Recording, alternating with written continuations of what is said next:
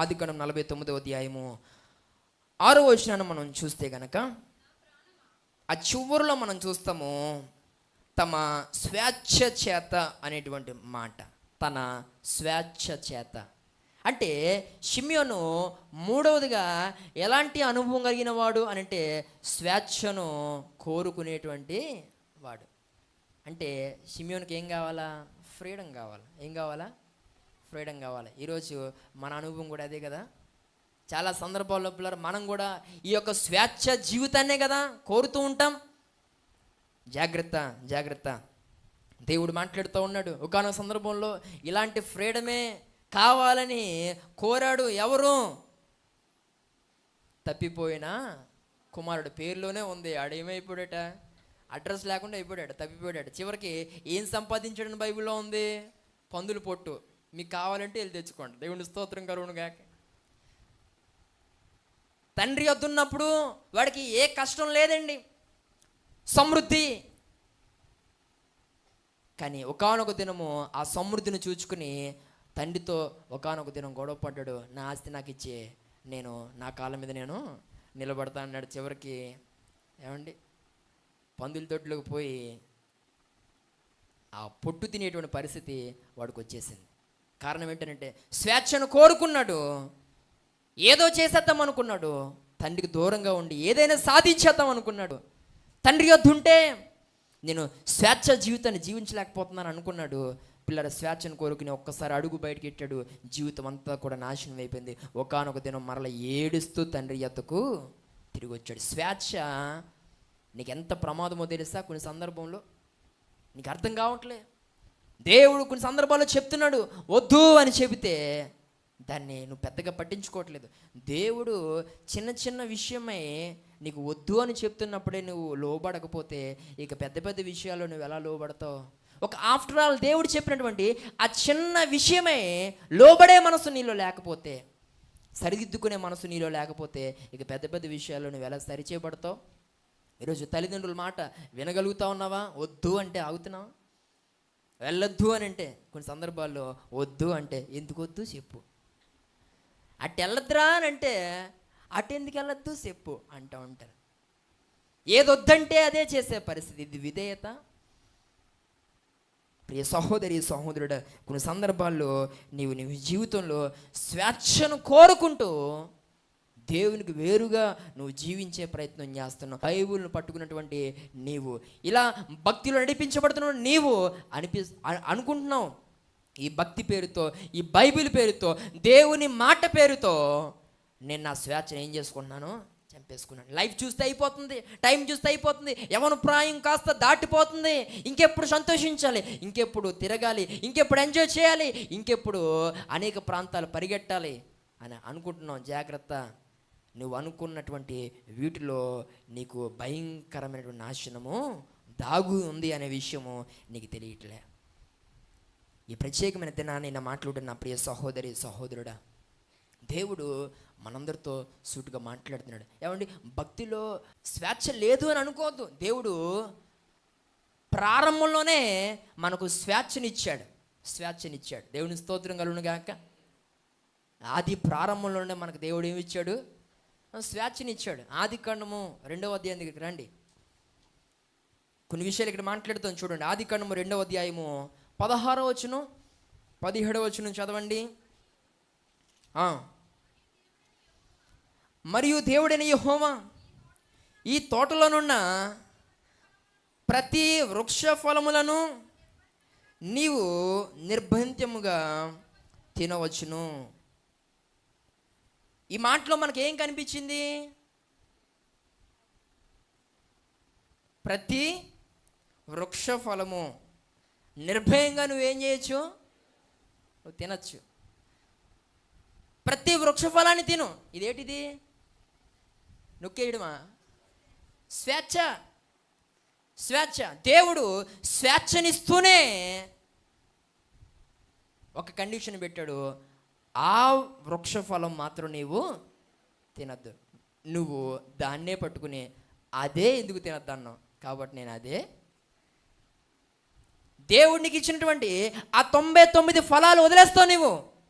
ఆ స్వేచ్ఛ అంతా వదిలేసి ఒకానొక దినము నీ జీవితం దేనికి బానిస కాబోతా ఉందో అదే స్వేచ్ఛ అనుకుని కొన్ని సందర్భంలో నువ్వు అదే కావాలని కోరతావు. దేవుడు నీకు స్వేచ్ఛ ఇవ్వలేదని నువ్వు అనుకోవద్దు. దేవుడు స్వేచ్ఛ ఇచ్చాడు. ప్రతి వృక్ష ఫలాన్ని తిను, ప్రతి వృక్ష ఫలాన్ని తినే. పొడుకుని తింటావా, పొడుకుని తిను. నిలబడి తింటావా, నిలబడి తిను. దొల్లుతూ తింటావా, దొల్లుతూ తిను. ముక్కలు కోసుకుని తింటావా, ముక్కలు కోసుకుని తిను. పలానా సమయంలో తింటావా, తిను. ఆ వృక్ష ఫలము ఎక్కడ పడితే అక్కడ, ఎలా పడితే అలా ఎర్రగా తినే. ఇదేంటిది? స్వేచ్ఛ. స్వేచ్ఛ. ఇదంతా వదిలేస్తాం మనం. వదిలేసి దేవుడు దేని జోలికి పోవద్దన్నాడు, దాని జోలికి మనం వెళ్ళి అదే కావాలని మనం అనుకుంటాం. అపవాది పిల్లరా, ఉచ్చులు ఎలా ఉంటాయంటే స్వేచ్ఛనేమో బానిసత్వంగా చూపెడతాడు, బానిసత్వాన్నేమో స్వేచ్ఛగా చూపెడతాడు. ఇది అపవాది యొక్క ఆలోచన. దేవుని స్తోత్రం కలుగును గాక. ఇది అపవాది యొక్క ఆలోచన. దేవుడు ఇచ్చిన స్వేచ్ఛను మనకి ఎలా చూపిస్తాడు? బానిసత్వంలా చూపిస్తాడు. బానిసత్వాన్నేమో స్వేచ్ఛగా చూపించి నిన్ను అటు ఇటు చేసి చివరికి నాశనానికి నిన్ను నడిపించే ప్రయత్నం అపవాది చేస్తాడు. దేవుని స్తోత్రం కలుగును గాక. యాక్చువల్గా పిల్లరా, హవ్వముతో దేవుడు అన్నాడు, వారితో దేవుడు అంటూ, మీరు ప్రతి వృక్ష ఫలాన్ని తినండి. ఆ ప్రతి దాన్ని మీరు ఎందుకు తినకూడదు? కానీ హవ్వమ్మ ఏది వద్దు అని అంటే అదే చేసింది. దేవుని స్తోత్రం కలుగును గాక. మీకు ఇంకా కొంచెం అర్థమవడానికి ముందుకు తీసుకువెళ్తాను. చూడండి, ఆ 3వ అధ్యాయము 1వ వచనం చదవండి. దేవుడని యెహోవా చేసిన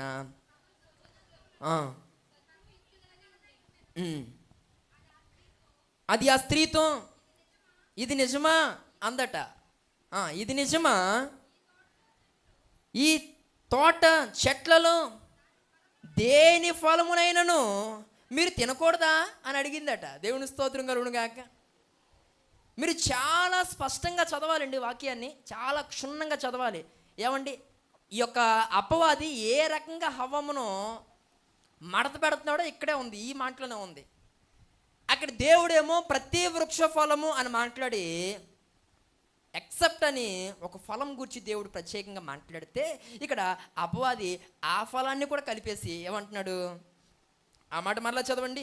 ఈ తోట చెట్లలో అంటే అన్ని చెట్లు అని అనుకుందాం కదా. అక్కడ మనం చూస్తే దేని ఫలములైనను మీరు తినకూడదా అని అపవాది అన్నప్పుడు ఎన్నే హవ్వమ్మ బుర్రన్నదైతే ఏమనాలా? అన్ని ఫలములు కాదు, ఆ ఒక్క ఫలమే దేవుడు తినద్దన్నాడు. అన్ని ఫలాన్ని తినేచ్చు అన్నాడు అని చెప్తే ఇంక మళ్ళీ రాపోను దగ్గరికి. దేవుని స్తోత్రం కలుగును గాక. ఈ బుర్రలేంది ఏమంది? ఏమీ అనలేదు. ఇది నిజమా అంటే అవును కదా అని అనుకుందేమో బహుశా. ఏమండి, అపవాదికి టార్గెట్ అయిపోయింది. దేవుని స్తోత్రం కలుగును గాక.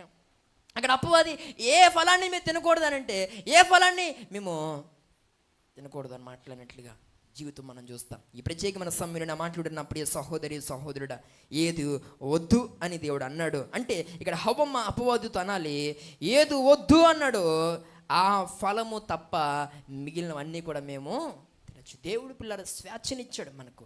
కానీ నేడు దినాన్న మన పరిస్థితి అంతా కూడా ఆ స్వేచ్ఛను బానిసత్వంగా మనం చూస్తూ మరొక బానిసత్వము అనబడిన దానిని, లోకంలో ఉన్నటువంటి వాటిని పిల్లరా మనం స్వేచ్ఛగా భావించి ఈరోజు ఆ స్వేచ్ఛ జీవితాన్ని జీవించాలని అనుకుంటూ వాటిలోనికి వెళ్ళి తీరా జీవితాన్ని మొత్తం నాశనం చేసుకునే ప్రయత్నం చేస్తున్నారు. హవ్వముతో పిల్లరా అపవాది అంటున్నాడు ఏంటనంటే, ఒకానొక దినము ఈ ఫలము తినిన దినమున నువ్వేమైపోతావు? దేవతవే అయిపోతావు. నిజంగా నేను మళ్ళీ అంటాను, అవ్వమ్మ బుర్రన్నదైతే వెంటనే ఏమనాలా? అయితే నువ్వు ముందు తినే అనాలా? దేవుని స్తోత్రం కలుగును గాక.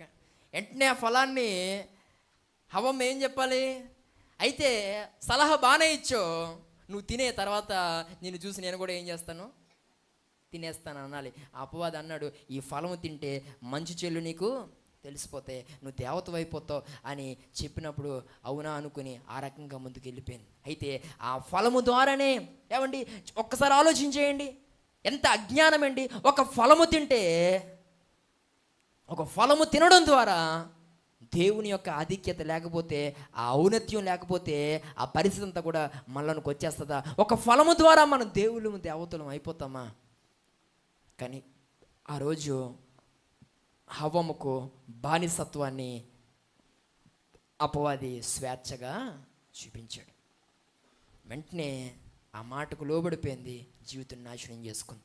దేవుడేమో 99 అనుకుందాం, 99 దేవుడు స్వేచ్ఛగా చూపించి ఆ ఒక్కటి దేవుడు బానిసత్వంగా చూపించాడు. దాని జోలికి పోవద్దు, ఇదిగో ఇవన్నీ తిను, ఇవన్నీ అనుభవించు, సంతోషించు, ఆనందించు అని చెబితే హవ్వమ్మ వీటన్నిటినీ ప్రక్కన పెట్టి బానిసత్వమే స్వేచ్ఛ అనుకుని జీవితం మొత్తం నాశనం చేసుకుంది. నడిదినా నిన్న మాట్లాడుతున్న ప్రియ సహోదరి సహోదరుడా, ప్రత్యేకంగా దేవుడు నీతో సుటుగా మాట్లాడుతున్నాడు. ఆ రోజు ఒకవేళ ఇండైరెక్ట్గా మాట్లాడుకోవాల్సి వస్తే హవ్వమ్మ ఆ బానిసత్వాన్ని చూచి ఫ్రీడమ్ ఫ్రీడమ్ ఫ్రీడమ్ ఫ్రీడమ్ రెచ్చిపోయిందని అనుకోవాలి. ఇక ఎందుకనంటే దేవుడు పని మాల ఏది ముట్టద్దని చెప్పాడో అదే ముట్టుకొని జీవితాన్ని ఖరాబ్ చేసుకుంది. ఈ ప్రత్యేకమైన సమయంలో మాట్లాడుతున్న ప్రియ సహోదరి సహోదరుడా, నీ జీవితంలో కూడా కొన్ని సందర్భాల్లో స్వేచ్ఛ అంటూ లోకములో ఉన్నదాన్ని చూచి అది నిజమైన స్వేచ్ఛ జీవితం అనుకుని, లోకంలో ఉంటే ఫ్రీడమ్ ఉంటుందని అనుకుని, లోకంలో ఉంటే స్వేచ్ఛగా తిరగచ్చు, ఏమండి తాగొచ్చు, ఎక్కడికెక్కడికో తిరగచ్చు, ఏమండి ఎలాగైనా బ్రతకచ్చు అని అనుకుంటున్నాం. ఈరోజు జాగ్రత్త, అది నీవు అనుకున్నట్టుగా స్వేచ్ఛ కాదు, అది బానిసత్వం. నీ జీవితం అంతా కూడా నాశనం అయిపోయేటువంటి స్థలం అది స్వేచ్ఛ కాదు. దేవుని సన్నిధిలో నీకు సంపూర్ణమైన స్వేచ్ఛ కలదు. దేవుని స్తోత్రం కలుగునుగా. ఆయన సన్నిధిలో నేను అంటాను, ఆయన నామాన్ని మహిమపరచుట్లో ఉంది స్వేచ్ఛ, ఆనందం.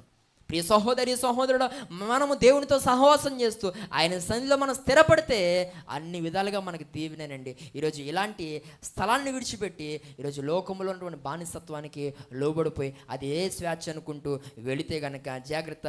ఆదికాండం 3:16 ప్రకారంగా ఆ స్వేచ్ఛకు తగినటువంటి ప్రతిఫలం ఏంటి అంటే వేదన. హవ్వమ్మ జీవితంలో చివర ఏం మిగిలిందనంటే వేదన మిగిలింది. ఈ ప్రత్యేకమైన సమయంలో జాగ్రత్త. ఈరోజు స్వేచ్ఛ పేరుతో నాశనకరమైన మార్గాలకు పరుగులు చేస్తున్నావేమో. స్వేచ్ఛ పేరుతో ఈరోజు వ్యసనాలు ఈ చేత్తో పట్టుకుని జీవితాన్ని నాశనం చేసుకున్నావు. స్వేచ్ఛ పేరుతో జీవితాన్ని బట్టబయలు చేసుకున్నావేమో.